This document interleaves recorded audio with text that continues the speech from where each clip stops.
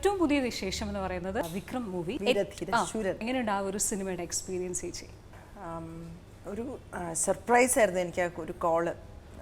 ഒരിക്കലും പ്രതീക്ഷിച്ചതല്ല. ഇങ്ങനെ ഒരു റോണി HR പിക്ചേഴ്സിൻ്റെ ഈ എക്സിക്യൂട്ടീവ് പ്രൊഡ്യൂസർ റോണിയാണ് എന്നെ ഒരു ദിവസം വിളിച്ചിട്ട് പറഞ്ഞു, ഒരു പടമുണ്ട്, ഞാൻ പറയാം ഡീറ്റെയിൽസ്, ഇന്ന ദിവസം മുതൽ ഇന്ന ദിവസം ഫ്രീ ആണോ എന്ന് ചോദിച്ചു. ഞാൻ പറഞ്ഞു അതെ ഫ്രീ ആണ്, എനിക്ക് ആ സമയത്ത് ചെറിയ എന്തോ ഒരു പടം ഉണ്ടായിരുന്നുള്ളൂ.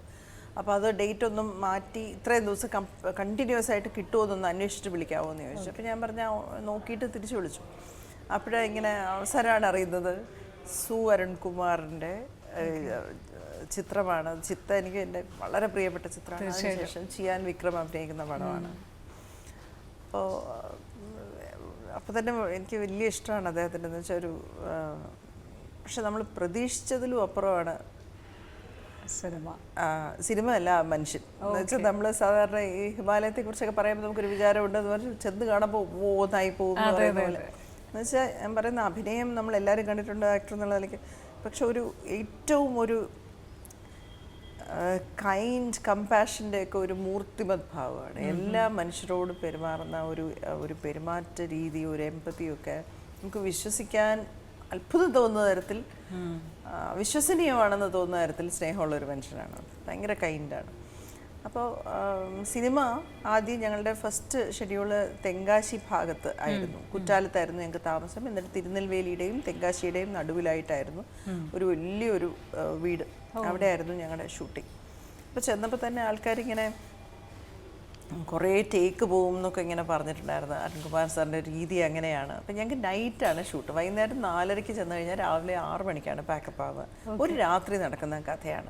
അപ്പം ഞങ്ങളവിടെ ചെന്നപ്പോൾ ഞങ്ങളുടെ ഈ പെരിയവർ ഫാമിലിയിലെ ആൾക്കാരാണ് ഞങ്ങൾ. അപ്പോൾ പെരിയവർ ഫാമിലിയെ തന്നെ ആദ്യം പരിചയപ്പെട്ട ഒരു വലിയൊരു കുടുംബമാണ് ഞങ്ങൾക്ക് ആദ്യമായിട്ട് പരിചയപ്പെടാനുണ്ടായിരുന്നത്.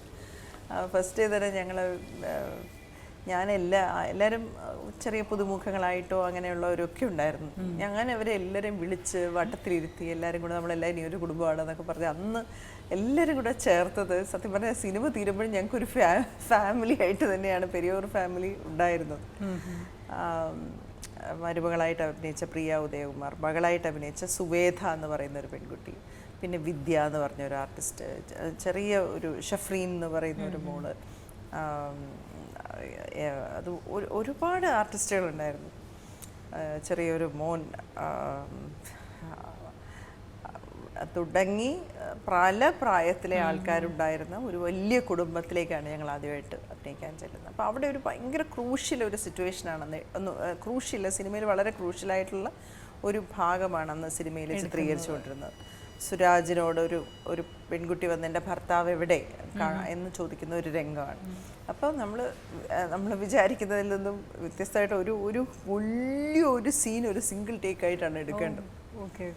അത് ഏതോ ഒരറ്റത്ത് തുടങ്ങി ഏതോ ഒരറ്റത്ത് തീരുന്ന ഒരുപാട് മൂവ്മെൻ്റ് ഒക്കെയുള്ള കോംപ്ലിക്കേറ്റഡ് ആയിട്ടുള്ള ഒരു സീൻ, ഒറ്റ ടേക്ക്, ഒരു സിംഗിൾ ടേക്ക്. അപ്പോൾ ക്യാമറ ഒരു വീടിൻ്റെ ഏതോ ഒരു മൂലയിൽ ഒരു കുഴിച്ചുകൊണ്ടിരിക്കുന്ന പോലീസുകാരുടെ ഇടയിൽ നിന്നും തുടങ്ങി അവിടെ നിന്ന് ക്യാമറ ഇങ്ങനെ മൂവ് ചെയ്ത് ഇങ്ങനെ പലക പോലെ ഇട്ടിട്ടുണ്ട്. അതുവഴി ജിമ്പൽ വഴി മുകളിലോട്ട് വരുമ്പോൾ ഞങ്ങൾ ഇവിടെ നിന്ന് വന്ന് ഡയലോഗ് പറഞ്ഞ് ഞങ്ങൾ ഇവിടെ എത്തുമ്പോഴത്തേക്ക് അകത്തുനിന്ന്